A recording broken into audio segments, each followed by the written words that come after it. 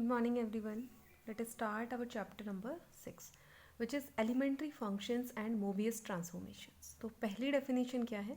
Multi valued function. कोई भी function multi valued कब होगा?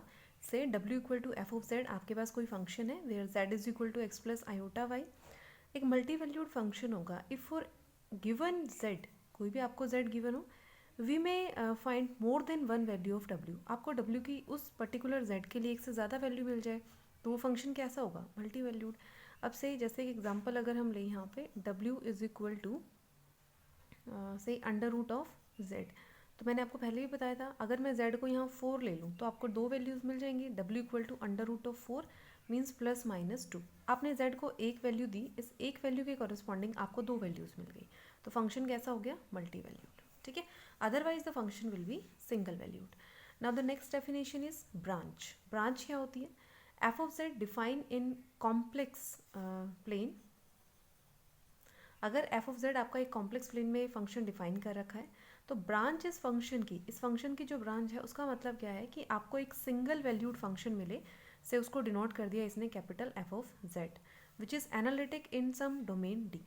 मीन्स आपके पास ये फंक्शन था कॉम्प्लेक्स प्लेन में, ये डिफाइन था, इसकी एक ब्रांच आप ले रहे हो. ब्रांच का मतलब क्या है कि आपको एक सिंगल वैल्यूड फंक्शन मिल जाए एफ ऑफ जेड. ठीक है. इस कॉम्प्लेक्स जो प्लेन है आपका उसकी एक डोमेन आपने ली, कंसिडर किया आपने डी. तो इस डोमेन डी में आपको एक सिंगल वैल्यूड फंक्शन मिल गया जो कि एनालिटिक भी है.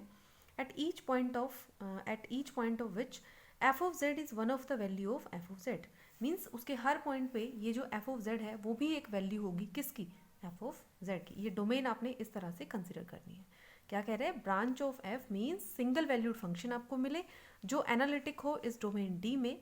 ठीक है. जिसके हर पॉइंट पे at each point of which F of Z भी क्या हो? एक वैल्यू होनी चाहिए. किसकी? एफ ऑफ जेड की. तो उसे आप क्या कहेंगे? ब्रांच. अब एग्जाम्पल के लिए इसने यहाँ पे जैसे एक डिफाइन कर रखा है f of z is equal to under root z. Under root z क्या है? Under root R E raise to the power iota theta by 2. ठीक है. यहाँ पे कह रहे हैं कि हमने ये कंसिडर किया हुआ है अल्फा से अल्फा प्लस 2 पाई. थीटा हमारा लाई कर रहे हैं अल्फा से अल्फा प्लस 2 पाई के बीच में. ठीक है. अब अल्फा की तो कोई भी वैल्यू हो सकती है. जैसे अल्फा आपका 0 भी हो सकता है, अल्फा आपका 30, मतलब कुछ भी वैल्यू आप ले सकते हो अल्फा की. ठीक है. अब यहाँ क्या कह रहे हैं कि भाई इसकी जो प्रिंसिपल ब्रांच होगी ना वो हमने क्या ले ली? Under root Z equal to under root R E raise to the power iota theta by 2. ठीक है. इसमें क्या है आपका कि जो मॉड जेड है वो आपका 0 से बड़ा है. सेकेंड चीज़, थीटा की जो वैल्यू है वो मैंने कंसिडर कर ली पाई से. इसने अल्फा की वैल्यू क्या ले ली यहाँ पे? Minus pi. तो अल्फा की वैल्यू अगर हम माइनस पाई ले लेते हैं तो माइनस पाई से पाई के बीच में ये लाई करेगा. तो माइनस पाई और पाई के बीच में जब ये फंक्शन, ठीक है, माइनस पाई और पाई के बीच में जब ये फंक्शन लाई करेगा then this is known as its principal branch. ठीक है. तो इस फंक्शन की जो प्रिंसिपल ब्रांच होगी वो क्या होगी? माइनस पाई से pi. Clear. And the next definition is branch cut. Branch cut, अब जैसे नाम से पता चल रहा है ब्रांच कट मतलब अ पोर्शन ऑफ अ लाइन और अ कर्व. आपने क्या की? एक लाइन या कर्व, ठीक है, इस तरह से लेना है आपने कि which is introduce in order to define the branch. मतलब ये लाइन या फिर ये कर्व आपको इस तरह से कंसिडर करना है, इस तरह से इंट्रोड्यूस करना है कि आपकी ब्रांच डिफाइन हो जाए. अब जैसे वहाँ पे हमने किया था, हम थीटा को वैल्यू 0 दे सकते थे, हम थीटा को वैल्यू जैसे इन्होंने जो है अल्फा दी हुई है तो कह रहा है कि ओरिजिन और theta equal to alpha form branch cut for under root z under root R E raise to the power iota theta by 2. कहता है थीटा की वैल्यू आप क्या ले लो यहाँ पे, जैसे ओरिजिन थीटा इक्वल टू से मैंने r equal to 0 and theta equal to 0 ये ले लिया आपने यहाँ पे. तो ये भी किसका काम कर रहा है? ओरिजिन यहाँ पे ब्रांच कट का काम कर रहा है. मीन्स इसकी हेल्प से आपने पूरी ब्रांच को डिफाइन कर दिया. Theta equal to 0 and r equal to 0 के कॉरस्पॉन्डिंग, है ना. ऐसे ही से ओरिजिन आपने ले लिया, ये एक इसके अकॉर्डिंग एक आपकी जो है ब्रांच डिफाइन हो गई. फिर आपने थीटा को क्या ले लिया? अल्फा ले लिया, तो इसके कॉरस्पॉन्डिंग भी आपकी जो ब्रांच है वो डिफाइन हो जाएगी. तो इस तरह से जो है आप अपनी ब्रांचेस डिफाइन कर सकते हैं.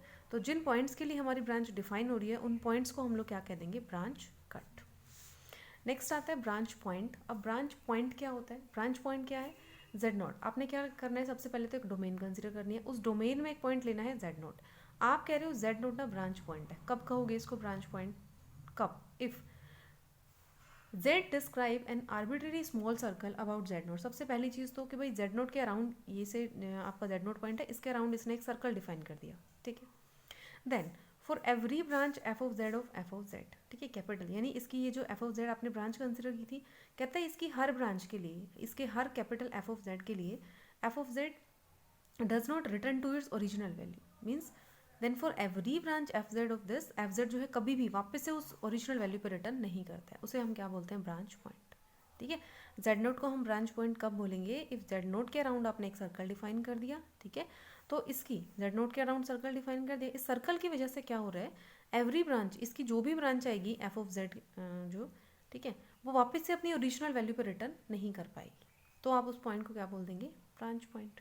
ठीक है, नेक्स्ट कहता है z equal to zero for f of z equal to under root of z, z equal to zero इसके लिए किसका काम कर रहा है, ब्रांच पॉइंट का काम कर रहा है। ठीक है, नेक्स्ट जो है आपके पास दैट इज एक्सपोनेंशियल फंक्शन। आपको पता है एक्सपोनेंशियल फंक्शन के बारे में, E raise to the power z equal to 1 plus z by 1 factorial, z square by 2 factorial plus up to so on, ये आपका क्या है, एक्सपोनेंशियल फंक्शन है। ठीक है, पहले हम क्या करते थे, रियल के लिए करते थे E raise to the power x के लिए, अब हमने ये एक्सपोनेंशियल फंक्शन आपका कॉम्प्लेक्स नंबर के लिए डिफाइन किया है। इसकी भी कुछ प्रॉपर्टीज़ है, जैसे वहाँ पे आपके पास होता था e x one plus x two is equal to e x one dot e x two, means sum पे ऐसे आप ओपन कर सकते हो इसको, तो e raise to the power z one plus z two can be written as e raise to the power z one e raise to the power z two. आप इसको ओपन करके इसका प्रूफ भी कर सकते हैं। E raise to the power z equal to डब्ल्यू which has infinitely many solution, कहते हैं ये इक्वेशन जो है ना, इसके पास इन्फाइनेटली मैनी सोल्यूशंस होते हैं। तो इन्फाइनेटली मैनी सोल्यूशंस के लिए मैंने क्या लिखा, से डब्ल्यू इज इक्वल टू, इसको लिख सकते हैं डब्ल्यू को this magnitude of factor W, जो भी आपके पास ये डब्ल्यू जो भी आपके पास कॉम्प्लेक्स फंक्शन था, इसका इसने यहाँ पे जो है लिया हुआ है mod e raise to the power iota 5। ठीक है, तो 5 इज इक्वल टू क्या हो जाएगा, आर्ग्यूमेंट ऑफ डब्ल्यू, ये इसने कंसिडर किया हुआ है कि भाई डब्ल्यू को हम ऐसे लिख सकते हैं और 5 को मैंने इसका क्या ले लिया, आर्ग्यूमेंट ले लिया डब्ल्यू का। ठीक है, आपको पता है ये चीज़ हम 12th में भी कर चुके हैं। तो e raise to the power z equal to डब्ल्यू, ये पता है सबको, ये तो दिया ही हुआ इक्वेशन। तो यहाँ पे मुझे क्या करना है, डब्ल्यू को रिप्लेस कर देना है इससे, तो ई रेज जेड को लिख सकते हैं e raise to the power x plus iota y equal to, इस डब्ल्यू को कैसे लिख दो, आर्ग्यूमेंट वाली जो फॉर्म आपने रखी हुई है, तो दस डब्ल्यू e raise to the power iota y, e raise to, इसको ओपन करके ऐसे लिख सकते हैं, रियल पार्ट रियल से कंपेयर कर दो और इमेजिनरी पार्ट को इमेजिनरी से कंपेयर कर दो, तो e raise to the power x तो किसके इक्वल आ जाएगा, दस मैग्नीट्यूड ऑफ डब्ल्यू, या मॉड भी बोल सकते हैं आप इसको, e raise to the power iota y is equal to e raise to the power iota y, तो वाई किसके इक्वल आ जाएगा, 5 के इक्वल आ जाएगा। अब हमें तो जनरल वैल्यू कंसिडर करनी है, तो y इक्वल टू 5 ना लेके हम क्या ले लेंगे, 5 प्लस 2 इन पाई। ठीक है, जनरल वैल्यू के लिए हम ये इसमें ऐड कर देंगे, तो इस तरह से आप ये प्रूफ जो है वो कर सकते हैं। ठीक है, ब्रांच कट, ब्रांच और ये, इसके लिए मैं एक सेपरेट वीडियो भी बना दूंगी। ठीक है, उसको हम और अच्छे से जो है इसको कर लेंगे, तब तक आप ये डेफिनेशन एक बार रीड कर लेना। ठीक है, उसके बाद नेक्स्ट है आपके पास, नेक्स्ट यही हो गया कि x आपके पास आ गया log of modulus of this w, और y भी आ गया, z को डिफाइन कर सकते हैं x plus iota y and this one. ठीक, तो ये क्या करेगा, सोल्यूशन का काम करेगा। ठीक है भाई, उसके बाद कह रहा है साइन जेड और कॉस जेड। अब कह रहा है कि साइन जेड और कॉस जेड, ये आपने अपनी 12th क्लास में भी पढ़ा होगा कि simple sine x cos x होता है, तो उसको भी हम इस फॉर्म में जो है किस तरह से लिख पाएंगे कि एक्सपोनेंशियल फॉर्म में अगर मुझे लिखना है साइन और जेड को, तो आप कैसे लिखते थे। ठीक है, कॉस को कैसे लिखना होता है, तो आप अगर आप रिप्रेजेंट कर सकते हैं तो। ठीक है, तो यहाँ पे हमें क्या करना है, कॉम्प्लेक्स फंक्शंस हमें कंसिडर करने हैं, तो हम कॉम्प्लेक्स को साइन जेड जो होता है उसको हम लिख सकते हैं e raise to the power iota z minus e raise to the power minus iota z by 2 iota. Similarly ये आपने नंबर थ्योरी और टिग्नोमेट्री वाला जो पेपर किया था, वहाँ पे भी हमने ये चीज़ें यूज़ की थी, अगर आपको ध्यान आ रहा है तो। Cos z is equal to e raise to the power iota z plus e raise to the power minus iota z by 2, यही होता है। उसके बाद अब आपका होमवर्क क्या है, आपको secant z, cosecant z, cot z और टेंजेंट जेड, इन सब की वैल्यू भी एक्सपोनेंशियल के टर्म्स में निकालनी है और उसको राइट डाउन करना है। नेक्स्ट जो प्रॉपर्टी है that is properties of trigonometrical functions. तो टिग्नोमेट्रिकल फंक्शंस अब कह रहे हैं कुछ प्रॉपर्टी, जैसे आइलर थ्योरम हमने पढ़ी है ना, डिमोरिस थ्योरम हमने पढ़ी है, डिमोरिस थ्योरम भी आपने नंबर थ्योरी टिग्नोमेट्री वाले पेपर में करा था। तो आइलर थ्योरम क्या होती है कि cos z plus iota sine z किसके इक्वल हो जाता है, e raise to the power iota z के, तो वो इस तरह से आप लोग कर सकते हैं। ठीक है, नेक्स्ट जो इसकी जो प्रॉपर्टी है दैट इज डिमोरिस थ्योरम, वही नंबर थ्योरी टिग्नोमेट्री वाले पेपर से, कि थीटा आपका चाहे रियल है चाहे कॉम्प्लेक्स है, हर थीटा और रियल हो चाहे कॉम्प्लेक्स हो, हर थीटा के लिए cos theta plus iota sine theta raise to the power n should be equal to cos n theta plus iota sine n theta. ठीक है, ये हम कर चुके हैं डिमोरिस थ्योरम में। वहाँ पे हम एक बार पॉजिटिव इंटीजर के लिए करते थे, फिर हम नेगेटिव के लिए करते थे, और फिर हम किसी भी जो है रियल नंबर के लिए सॉल्व करते थे। ठीक है, 3 पार्ट्स में हमारी डिमोरिस थ्योरम चलती थी। उसके बाद कह रहा है कि साइन जेड ऐसे ही जैसे रियल्स में होता है हमारे पास sine of x plus y, formula open करते थे sine of x minus y करके, तो सेम यहाँ पे है sine of z one plus z two sine z one cos अगर x प्लस वाई नहीं लेते तो साइन a प्लस बी के लिए आप करते थे, तो sine z1 cos z2, similarly cos z1 sine, एक सेकंड यहाँ z2 आ जाएगा आपका, साइन z2, ठीक है। तो यहाँ पे कह रहा है कि भाई अब हमें क्या करना है, आपका होमवर्क क्या है, sine of z1 minus z2, cos z1 plus z2 और कॉस z1 माइनस z2, इन तीनों की जो वैल्यूज़ है वो आपको सेम इन्हीं टर्म्स में फाइंड आउट करनी है, ठीक है। तो ये आप राइट डाउन करेंगे। उसके बाद नेक्स्ट प्रॉपर्टी है cos square Z plus sine square Z, ये सबको पता है 1 होता है रियल के केस में भी, और यहाँ पे इमेजिनरी कॉम्प्लेक्स नंबर हम ले रहे हैं तो भी। टेंजेंट जेड आपके पास क्या होता है, 1 ओवर आयोटा, वैसे तो सिंपल अगर बात करूँ तो साइन बाय कॉस होता है, बट एक्सपोनेंशियल के टर्म्स में हमने करना है और आपको इसको लर्न भी करना है। तो 1 by iota e raise to the power iota z minus e raise to the power minus iota z divided by e raise to the power iota z plus e raise to the power minus iota z. तो फिर कहते हैं कि एक और चीज़, sine z और cos z जो होते हैं वो पीरियोडिक होते हैं विद 2n पाई, ये भी आपको ध्यान रखना है। साइन जेड और कॉस जेड पीरियोडिक होते हैं विद पीरियड 2n पाई। कुछ और रिजल्ट्स भी यहाँ पे दिए हुए हैं, sine pi by 2 plus Z, cos pi by 2 plus Z, ठीक है। साइन पाई प्लस जेड क्या हुआ, ये हमने जो है 10th क्लास में जब हमने ट्रिग्नोमेट्री पढ़ा था तो वहाँ पे भी हमने ये चीज़ें की थी, लेकिन वहाँ पे हमने रियल्स के लिए बात की थी, यहाँ हम कॉम्प्लेक्स के लिए बात कर रहे हैं। तो ये भी सारी चीज़ें जो जितने भी फॉर्मूलेज हैं वो आपको सारे लर्न करने हैं, एज इट इज़ क्वेश्चंस में यूज़ होंगे ये हमारे। नेक्स्ट जो टॉपिक है दैट इज़ हाइपरबोलिक फंक्शन। ये हाइपरबोलिक फंक्शन की डेफिनेशन देखो मैं पहले करा चुकी हूँ आपको, तो यहाँ पे कह रहे हैं कि हाइपरबोलिक फंक्शंस करा चुके हैं हम लोग आपको। तो हाइपरबोलिक फंक्शंस की टर्म्स में कह रहे हैं कि भाई हम साइन और कॉस को कैसे लिख सकते हैं, तो साइन हाइपरबोलिक जेड है, कॉस हाइपरबोलिक जेड है, ऐसे टेंजेंट होगा, ये सारी चीज़ें तो हम पहले भी कर चुके हैं ये चीज़, लेकिन अब कह रहे हैं इसको कैसे हम लिखें जो है एक्सपोनेंशियल के टर्म्स में। तो आपको पता है साइन हाइपरबोलिक जेड क्या होता है, e raise to the power z minus e raise to the power minus z, and similarly इस तरह से लिख सकते हैं आप सारी चीज़ें। अब आपका होमवर्क क्या रहेगा, देखो इसको इसने ऐसे भी ओपन किया हुआ है तो वो आपको ये तो सब पता ही है। आपको अब क्या करना है, अपना जो सेकेंड हाइपरबोलिक जेड है, ठीक है, और सिमिलरली आपने cosecant hyperbolic Z, tangent hyperbolic Z, ये सारे आपने जो है लिखने हैं कि जो टेंजेंट हाइपरबोलिक जेड है उसको हम कैसे लिख सकते हैं, ऐसे ही सीकेंट कॉसिकेंट सारी वैल्यूज आपको एक्सपोनेंशियल के टर्म में लिखनी है in terms of hyperbolic. Clear हुई ये चीज़। उसके बाद कह रहे हैं कि प्रॉपर्टीज़ दी हुई है कुछ हाइपरबोलिक फंक्शंस की। तो हाइपरबोलिक फंक्शंस की जो प्रॉपर्टीज़ है वो देखो कि डेरिवेटिव अगर करते हैं हम साइन हाइपरबोला का तो कॉस आता है, ये सबको पता है।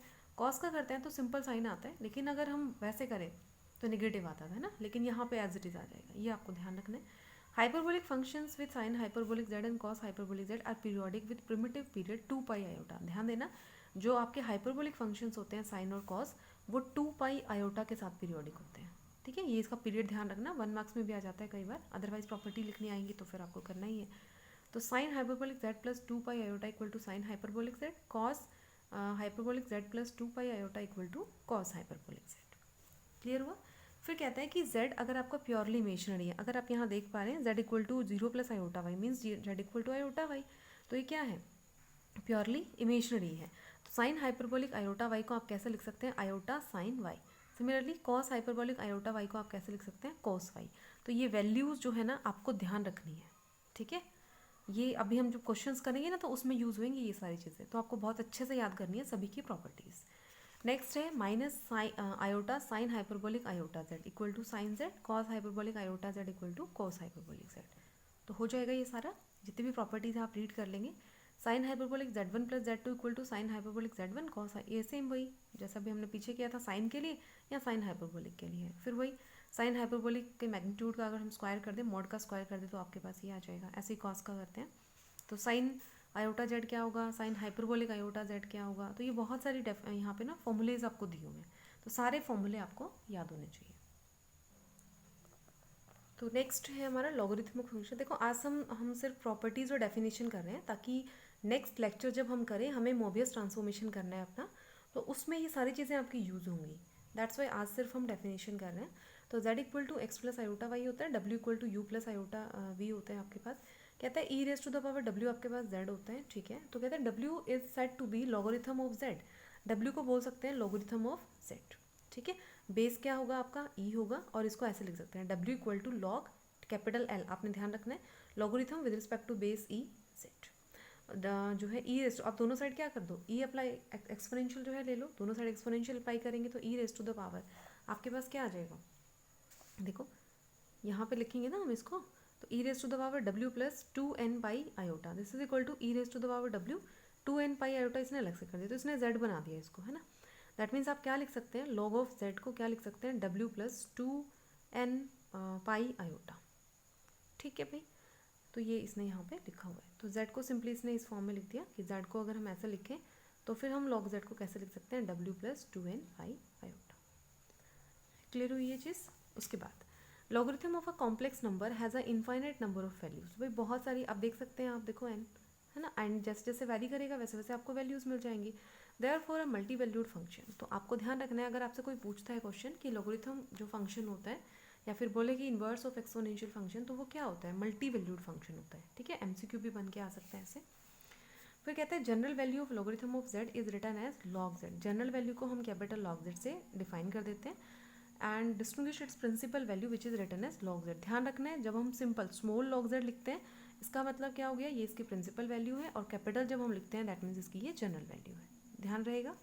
Principal value is obtain by, principal value कैसे मिलेगी, n को 0 पुट कर दो, ठीक है, तो n को 0 पुट करेंगे इन log z, तो आपके पास क्या आ जाएगा, सिंपल स्मॉल log z।